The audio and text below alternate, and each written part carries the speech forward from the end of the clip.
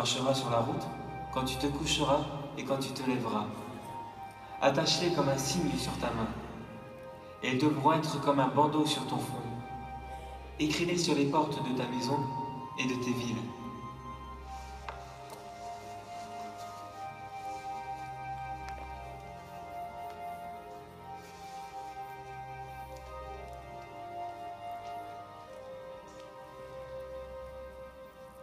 Les années ont passé. Jésus est devenu un homme et tous le connaissaient comme le charpentier, fils de Joseph. C'était un artisan talentueux et travailleur. Il avait aussi une personnalité agréable. Et il avait une incroyable sagesse. Mais pendant tout ce temps, cette sagesse est passée presque inaperçue. Jésus n'avait fait aucun disciple. Il n'avait pas non plus fait d'études dans une école rabbinique. En fait, il n'était pas connu.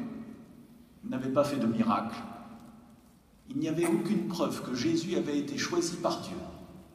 Jusqu'à cette journée où il s'est rendu au Jourdain pour être baptisé par Jean.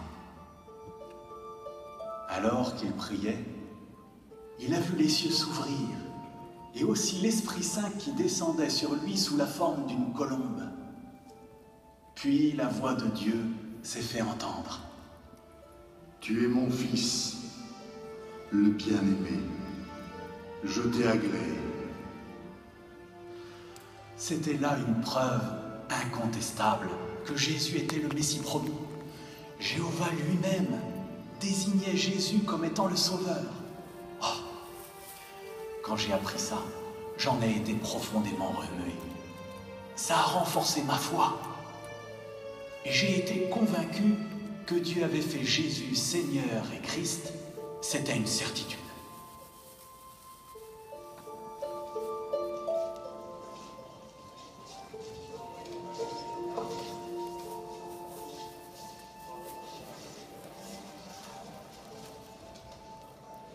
Un peu après son baptême, Jésus a commencé à prêcher dans les districts de Galilée et de Judée.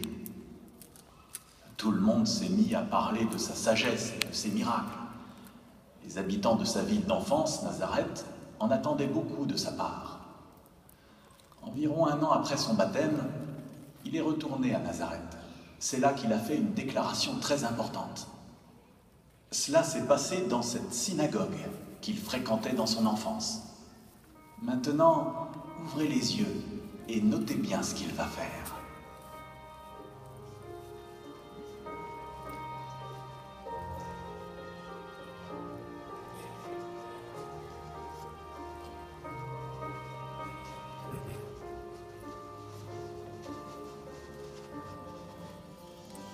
On lit dans le rouleau du prophète Isaïe, « L'Esprit de Jéhovah est sur moi, parce qu'il m'a oint pour annoncer de bonnes nouvelles aux pauvres.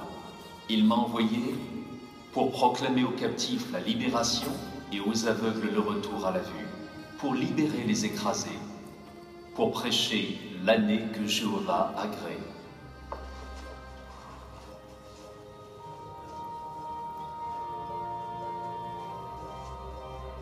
Aujourd'hui, cette parole de l'Écriture est accomplie.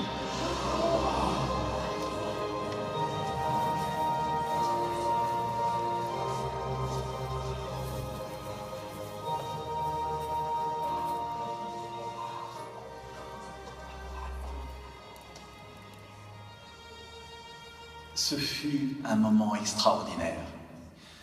Jésus, dans toute son humilité, a ainsi indiqué publiquement, mais sans prétention, qu'il était oint pour annoncer de bonnes nouvelles et pour soutenir ceux qui sont écrasés et pour libérer les opprimés. Ce n'est pas surprenant qu'à la synagogue, tout le monde ait été ébahi en l'entendant. Mais il y avait un problème. Toutes ces personnes nourrissaient de faux espoirs. Ces gens croyaient que comme Jésus était au milieu d'eux, ils en retireraient immédiatement des bienfaits physiques. Ils se disaient que si Jésus était vraiment un prophète, il accomplirait plein de miracles pour leur profit. Après tout, il était de Nazareth tout comme eux. Alors quand Jésus leur a expliqué qu'il n'aurait pas de traitement de faveur, ils se sont retournés contre lui. En une seconde, cette foule qui lui avait rendu hommage s'est transformée en une véritable meute bien décidée à l'assassiner.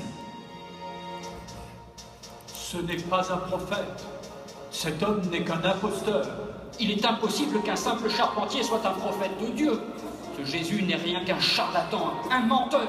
Qu'on le sorte de la synagogue. Jetons-le du haut de la colline.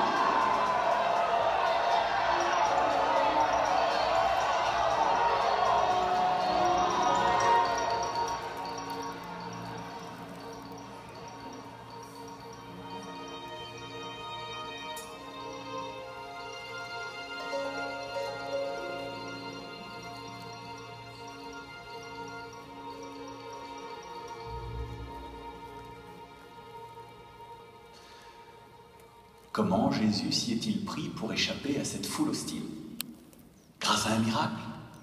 Ou grâce à une ruse ingénieuse, un fin et savant stratagème? On pouvait encore avoir des doutes sur sa véritable identité. On pouvait douter que Jésus ait été envoyé par Dieu. En fait, si on laisse des doutes s'enraciner, on peut passer à côté de réalités indéniables, flagrantes, qu'on devrait pourtant voir. Pour ma part, toutes ces années, il m'a fallu fournir un effort délibéré pour méditer avec assiduité sur ces réalités qui indiquaient que Jésus était le Messie. C'est comme ça que je bâtis ma foi et que je garde la forte conviction que c'est la vérité et que, c'est certain, Dieu a fait Jésus Seigneur et Christ. Venez, et je vous ferai découvrir encore plus de preuves vraiment convaincantes.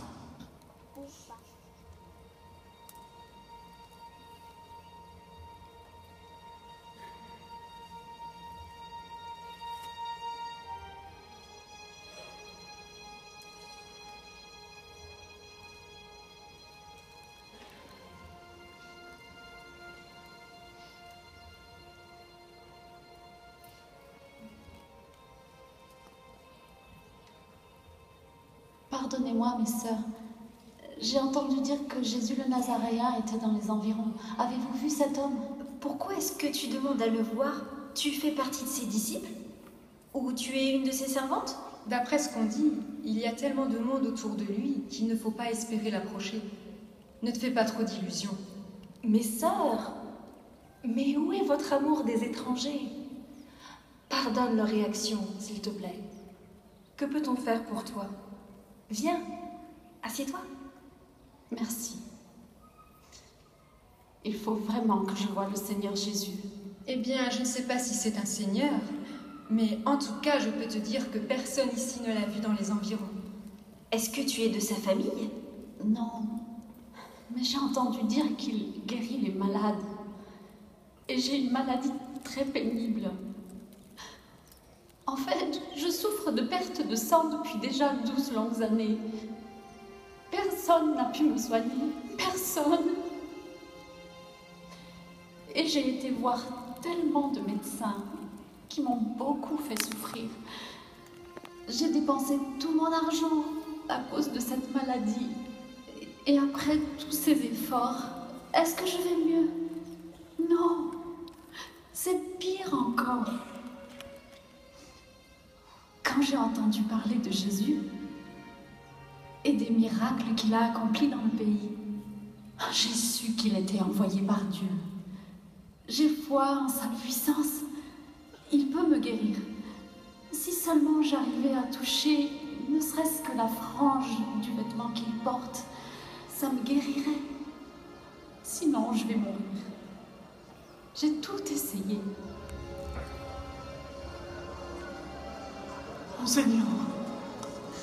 Enseignant, je t'en supplie, ma fille est extrêmement malade.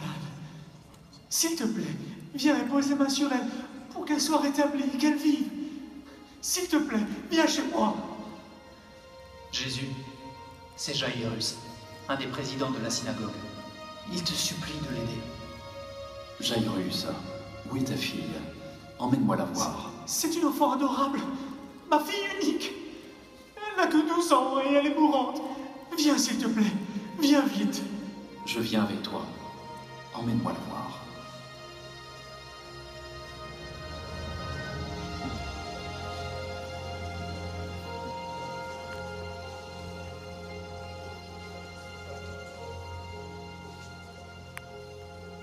Qui a touché mon vêtement?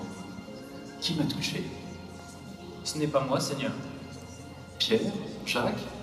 Est-ce que c'est vous? Non, Seigneur. Mais, Jésus, la foule te presse de tous côtés et tu dis qui m'a touché? Quelqu'un m'a touché, car une puissance est sortie de moi. Femme, c'est toi qui as touché le Seigneur?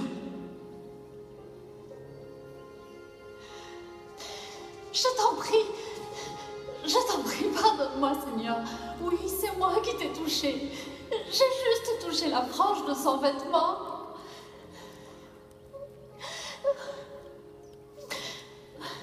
N'aie pas peur, tu n'as rien fait de mal. Dis-moi, pourquoi as-tu touché mon vêtement? Mon Seigneur, ça fait maintenant 12 ans que je suis souffrante. Je suis allée voir de nombreux médecins. J'ai dépensé tout ce que j'avais pour me faire soigner. Mais mon état ne s'est pas amélioré. Pire, il s'est détérioré. Je sais ce que tu peux faire. J'ai foi en toi. J'étais sûre que si j'arrivais à toucher ne serait-ce que la frange de ton vêtement, je serais guérie. Pardonne-moi, je voulais juste aller mieux. Courage, ma fille. C'est ta foi qui t'a rétablie.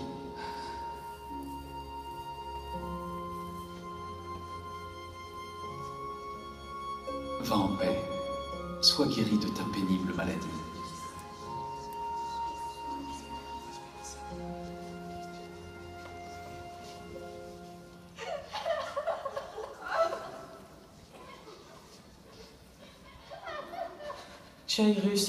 Jairus, ta fille est morte.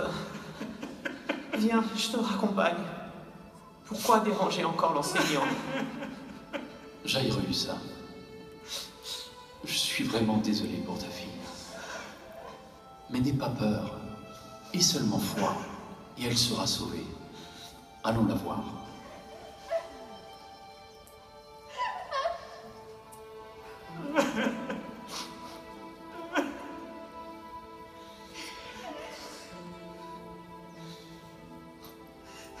Cessez de pleurer, car elle n'est pas morte, mais elle dort.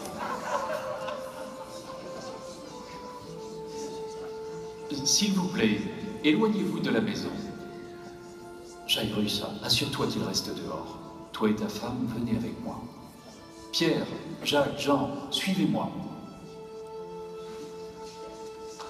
Mais Jésus, la fille était morte.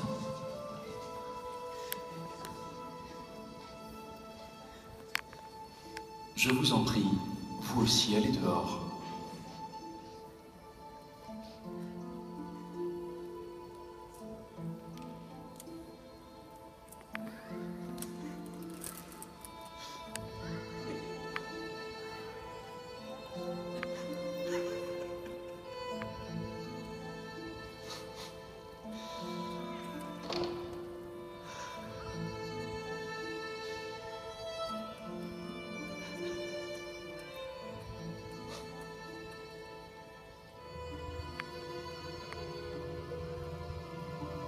Jeune fille, je te le dis, lève-toi.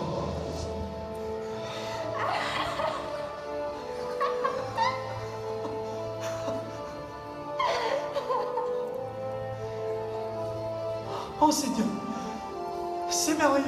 Grâce à toi, ma fille unique et vivante. Merci, merci.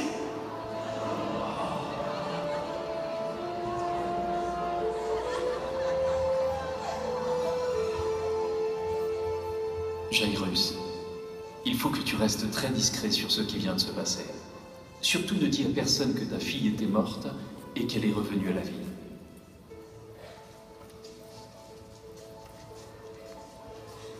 La jeune fille doit avoir faim. Donnez-lui à manger.